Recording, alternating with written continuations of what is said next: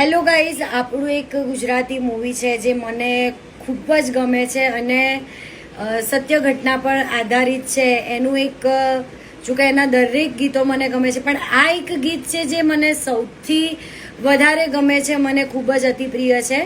તો તમે બધાએ જો આ ગીત સાંભળ્યું હોય અને પિક્ચરને જોયું હોય તો જરૂરથી એકવાર કમેન્ટ કરજો, આન્સર આપજો કે કયું મૂવી છે.